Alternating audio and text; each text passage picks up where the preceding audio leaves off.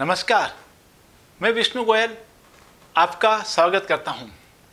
साथियों, यदि आप में समाज सेवा का जुनून है और आपके पास फंड नहीं है तो आप एनजीओ बना सकते हैं। एनजीओ बनाने के बाद आप प्राइवेट व्यक्ति से, गवर्नमेंट से और सीएसआर फंड से पैसा ले सकते हैं और उसको समाज सेवा के कार्य में लगा सकते हैं।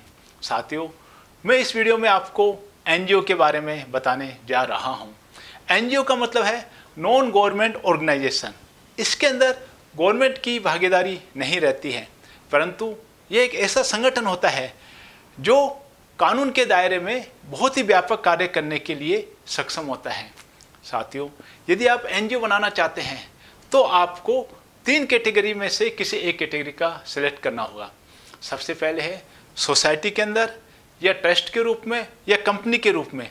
आप इन तीनों में से किसी भी एक के अंदर रजिस्टर्ड करवाकर एनजीओ चला सकते हैं। सबसे पहले एनजीओ बनाने के लिए बहुत सारी चीज़ों का हमें कंसिडर करना पड़ता है कि आपका ऑब्जेक्ट क्या है, आपका एरिया ऑफ वर्क क्या है, आपके कितने मेंबर्स इनमें इन्वॉल्व हैं।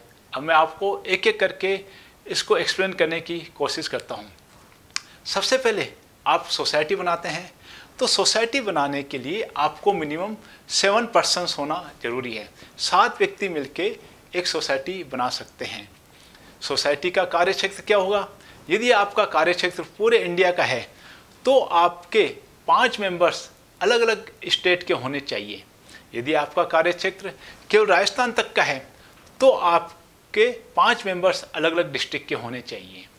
सोसाइटी के अंदर आपको हर साल उसकी कार्यकारिणी की मीटिंग बुलानी होती है और जब भी आप चाहे उसमें जो भी चेंजेज होते हैं उसकी इन्फॉर्मेशन जहाँ भी आपका रजिस्ट्रेशन हुआ है उस डिपार्टमेंट को देना जरूरी होता है।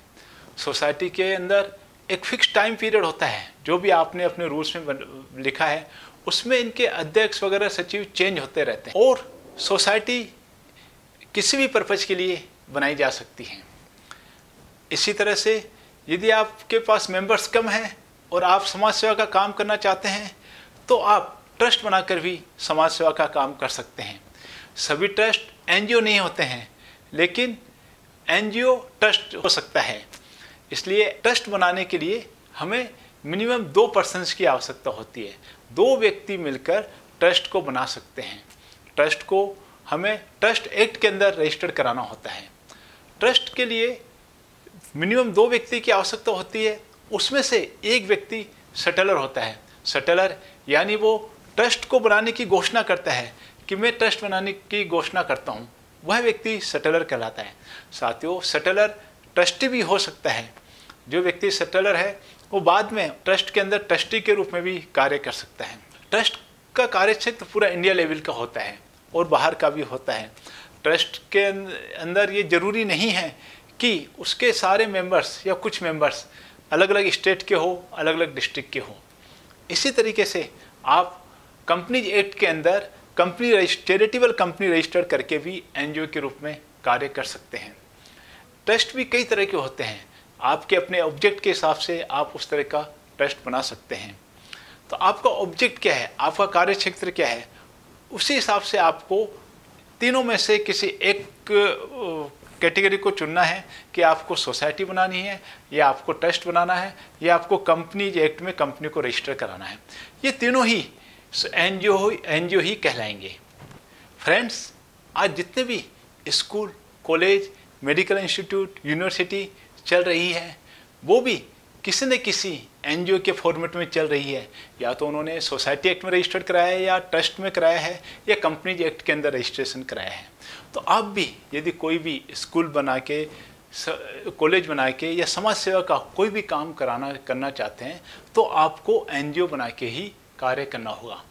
आपको एनजीओ बनने के बाद आपको उसको इनकम टैक्स में रजिस्ट्रेशन कराना है। इनकम टैक्स में सेक्शन 12AA और 80G में रजिस्ट्रेशन कराने के बाद में जो भी व्यक्ति, संस्था आपको डोनेशन देती है तो उनको इनकम टैक्स में छूट मिलती है। फॉरेन से भी आपकी संस्था को फंड आ सकता है, तो उसके लिए आपको FCRA के अंदर रजिस्ट्रेशन कराना जरूरी होता है। आजकल सबसे ज़्यादा जो फंड एनजीओ को मिल रहा है वो मिल रहा है CSR के तहत। हाँ साथियों, CSR का मतलब है कॉर्पोरेट सोशल रेस्पॉन्सिबिलिटी। यह फंड सभी कंपनियों को एक सर्टेन अमाउंट का, यदि उनका टर्नओवर है, प्रॉफिट है, तो 1 अप्रैल 2014 से भारत सरकार के द्वारा ऐसा प्रोविजन किया गया है कि वो अपने प्रॉफिट का 2% समाज सेवा के अंदर खर्च करेंगे।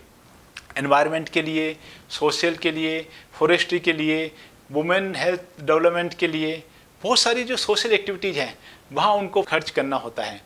और ये फंड सभी मोस्ट ऑफ द जो कंपनीज हैं वो NGO के माध्यम से करती हैं। आप भी यदि CSR का फंड प्राप्त करना चाहते हैं तो आपको सबसे पहले NGO बनानी होगी। साथियों, अभी रिसेंटली 2019 में कंपनीज एक्ट में एक बहुत ही महत्वपूर्ण संशोधन अमेंडमेंट आया है। इस अमेंडमेंट के अनुसार सभी कंपनीज को ये बाउंड किया गया है कि आपको अपना CSR फंड पर्टिकुलर एक टाइम पीरियड है उस तक खर्च करना जरूरी है। यदि उन कंपनियों ने उस टाइम पीरियड तक उस CSR फंड को खर्च नहीं किया तो वो फंड ऑटोमेटिकली गवर्नमेंट अकाउंट में ट्रांसफ़र हो जाएगा। आप का यदि समाज सेवा का जुनून है तो आप CSR फंड प्राप्त करके भी NGO का काम कर सकते हैं। NGO के अंदर बहुत सारी एक्टिविटीज़ है सर। मैंने देखा है बहुत से व्यक्ति समय समय पर ज़रूरतमंद लोगों की सेवा करते रहते हैं। उन्होंने अपना कोई ट्रस्ट NGO नहीं बनाया हुआ है, तो मैं उनसे रिक्वेस्ट करता हूँ कि आप जो ये काम कर रहे हैं बहुत अच्छा काम कर रहे हैं, आप अपना ट्रस्ट बनाइए और भी इसमें लोगों को जोड़िए, गवर्नमेंट से एड लीजिए और इसको एक व्यापक रूप दीजिए। साथियों, हमारे द्वारा दी गई जानकारी आपको कैसी लगी?